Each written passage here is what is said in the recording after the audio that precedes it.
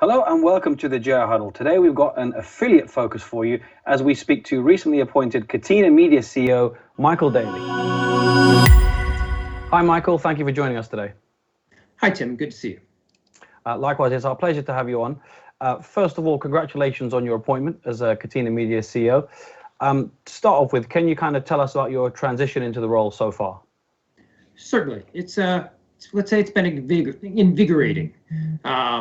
So obviously I've been with Catena a couple of years running North America, but going into the global role to CEO just opens up so much more about all the other markets that I had an inkling of an understanding of, let's say, in terms of all of Catena's efforts there. We talk about them at the executive level, but you never really have the time to dive into those on a weekly call with the other executives when you are really focusing on your own areas. And North America obviously had lots to focus on.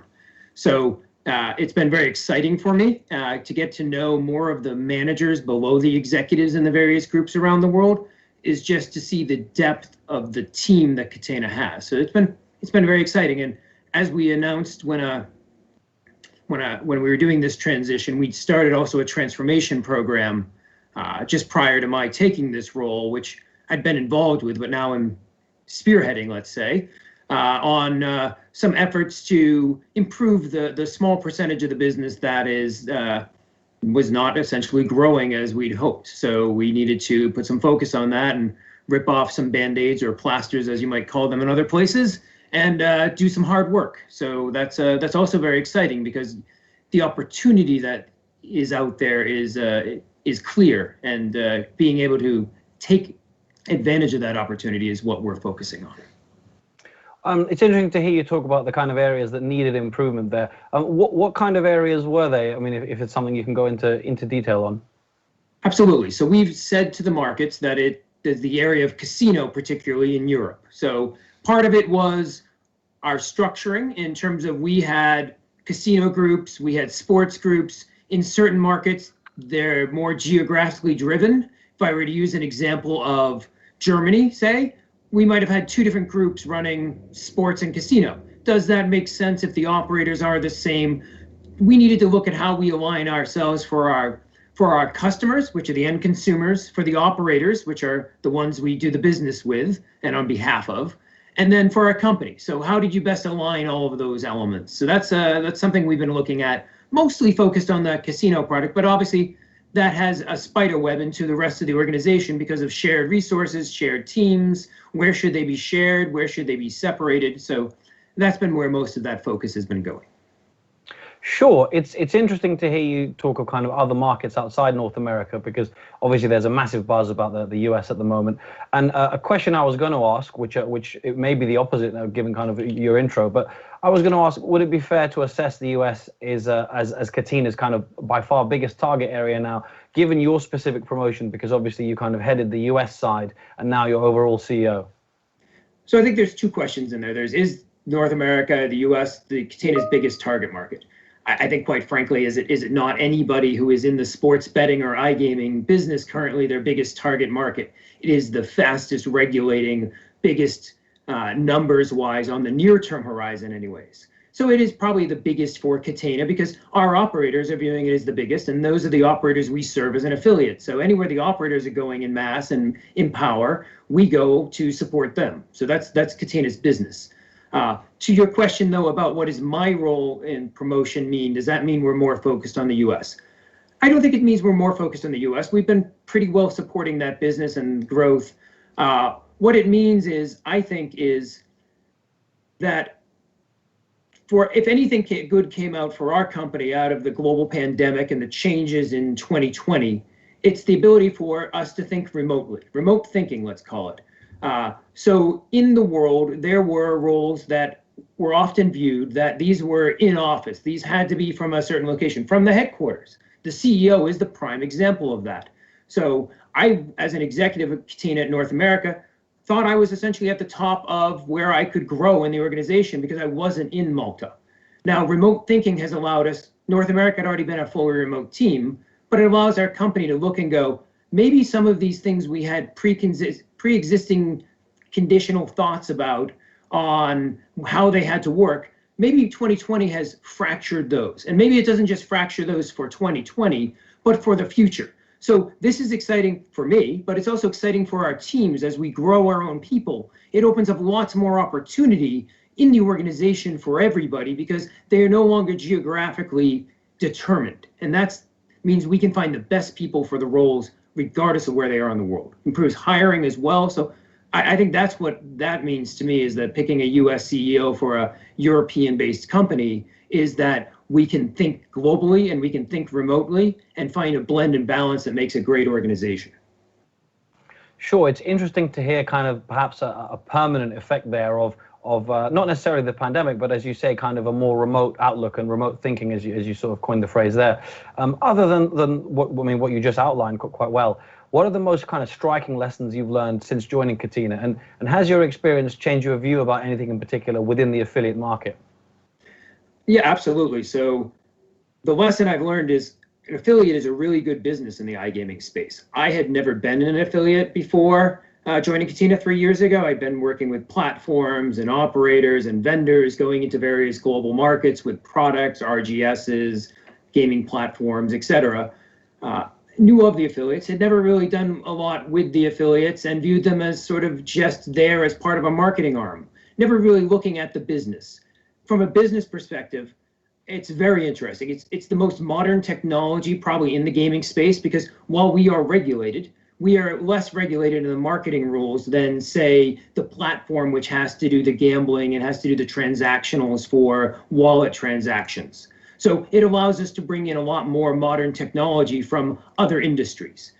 Because we can work more openly and because we are more modern, it gives us more people we can bring in. So we can bring in people with SEO experience from some of the other big players outside the gaming industry. We can bring in world-class journalists into our organization. We can bring in all sorts of people that in the gaming industry, a phrase that's been out there since I've been in the industry for the last 17, 18 years, was the gaming industry is somewhat incestuous. People went from company to company, but we didn't bring in a lot of new talent. Catena is, to me, the opposite of that, bringing in digital marketers from e-commerce experts from all sorts of spaces. So that's a lesson I learned about the affiliates, is what makes them really good businesses. You can do A/B testing easier because of that modern technology and the ability not to be as regulated as some of the platforms are, because we don't have to be, because there's no wallet transaction. And then on top of that, it's clear finances. It's a very clean business in terms of what are your costs and what are your revenues and how does it all interact or interrelate. And it's high margin, and because of that high margin, it means there's lots of opportunity for affiliates to use your healthy cash flow for growing the business. So that's one of the things I really learned about affiliates, is what a good business it is for both an investment community, but also to work within, having been in this space, the gaming space, a long time. And then I've also probably learned, we were a series of a lot of acquisitions, Catena, and we slowed that down. And we've been balancing, trying to figure out somewhere between agility and efficiency, which are a balance, not a choice. So often you have the startups that you acquire, and those are agile, but they're not very efficient from a global perspective. Catena probably went to where we tried to make everything work the same in some of these, and that leads to efficiency for the company. But again, if we go back to what is good for our customers, our operators, and the company, that has to be a balance. So we have to find a balance in efficiency and agility that makes it able to grow at the speeds the markets are, as well as, grow the bottom line, which is the efficiency part. Certainly, yeah. I mean, some fascinating insights there, and plenty that can, kind of affect future performance and results. But not so long ago, obviously, Catena posted its 2020 financial results, and that's what I wanted to talk to you about next. In fact, quite a broad question. How did you as a CEO reflect on these results? All right, going back to what we all know was 2020, which was a global pandemic year, particularly hitting sports heavily. And Catena, we have a healthy part of our business is sports and sports affiliation. It hit at a horrible time. For the European business in particular. And I think it was a tough year, but a great year for the company. We didn't grow revenues greatly. We grew our bottom line, though, through cost savings and other things that the team did as they tailored the organization to work within a time frame of an event we didn't know how long it would last. So there was lots of changes done there. And, probably some delay on some things we could have been working on, but again, you had to tighten down just like the rest of the world because no one knew what the future held. We had some great things that came out of it as well. We saw that the balance of sports and casino was very healthy for us. We probably might have been worse if we hadn't had the casino business too, because in places like North America, when the land-based casinos shut down, online casino stayed very healthy, or even became much healthier. And that's actually had ramifications for this next year as it's grown at a faster rate starting into the year. So one can imagine that might lead that further forward faster. So I think the team did very well. The company did okay, let's say, but it also allowed us the ability to enter this year in a much stronger position in terms of being ready to do some of this transformation work and being able to, as the world started to open up, be ready for that across the globe. Given these, what you're mentioning in terms of transformation and moving forward, and given as well that hopefully this year, we're looking at a much more positive global year pandemic-wise, and the sporting calendar hopefully won't shut down like it did last year. What are your aims and projections for kind of the 2021 financial year? To what I can say to you at this point, because obviously internal versus external, what we can say, I would say it is growth trajectories in all our markets. So that may mean different things in different markets. May mean, are we growing in certain markets? Or are we on the right trajectory in places like Germany as Germany re-regulates? How do we prepare for that? And it may not look like it did in 2019 in 2021, but is it on the right path? Are the products performing? Are they meeting the customer answers and the operator demands so that we are on a growth trajectory in all of our markets, not just the obvious growth markets, North America, Japan, launching in Netherlands and other accelerating places we can go. Obviously, you mentioned North America, and as you said, and now you've got a very global focus in your role. But of course, you would have a lot of expertise in North America and the US. A question on the US specifically: where do you see the biggest growth coming in the next months and years? Because there are a number of states, and it's not that it's difficult to keep track of them, but there are new ones all the time, and there's certain projections. Oh, this one's going to be the biggest. Now, what about this one? And of course, you've still got New Jersey. Which ones stand out for you? Okay, so I think your question about which ones is part of the guessing game, which is North America, and that's a good thing for Catena in our positioning. We went with the strategy be everywhere because we have a healthy bottom line. We have a healthy cash flow, so it allowed us to invest heavily across North America. And I say North America because it's not just the United States. Canada and Ontario in particular are probably the most likely thing to happen in the next 12 months in terms of regulating and going live. And Canada and Ontario is 14 million people, so it's bigger than any of the states that are currently operating, I believe. So that's very exciting. But North America, you've got many states where we have sites running today because we can operate, again, ahead of when the operators are allowed to take first bets. So we can be educating the market, helping grow the actual market so that when sports betting or sports betting and casino open up, there is a wave that satisfies the operators and helps the states make their taxes, et cetera. But some of the clear ones are beyond Ontario. New York. Everybody's talking about New York because it is one of the big four, let's say. If we're talking, this is March Madness, they start to talk about the big four and that in basketball. If we talk about our big four, that is California, New York, Texas, and Florida. All sometime, hopefully in the next 10 years, get online gaming of some point or other. And you might say, wow, 10 years is a long time. We're investing in California today. Even if it takes 10 years for California to get iGaming live, I would bet you, and I'm not much of a bettor really, so I only take safe bets, that California, regardless of what we invest in, and we can still make money off social casino and daily fantasy sports that are allowed in various markets before they regulate fully. But I would bet you the investment we do to have top run sites in California probably pays back within the first couple months of the first NFL season of California opening with its 40 million people, even if that's 10 years from now. And that's just the first wave. That might be sports betting. Casino will bring a whole nother realm of things that we're seeing in launches of states like Michigan. Pennsylvania launched with both sports and casino. Sports gets a massive push right away. It's an easy sign up, has big numbers initially. Casino is a revenue engine for a state, for an operator, for an affiliate. It grows consistently. As long as you manage it right as the affiliate and have market dominance, it becomes more and more important. So Pennsylvania and New Jersey remain extremely important for us as an affiliate because they have casino. Now Michigan does too. West Virginia does too, and West Virginia shouldn't be ignored for the size of the market and how it performs, because compared to a state of the same size that might just have sports betting. Sure. To flip that question, given the heavy focus on growing Catena's US presence and everything you've mentioned, something you did allude to earlier, how will Catena be approaching kind of the rest of its existing markets in terms of prioritization? Yep. So going back to trajectories for growth, that's important for us to look at.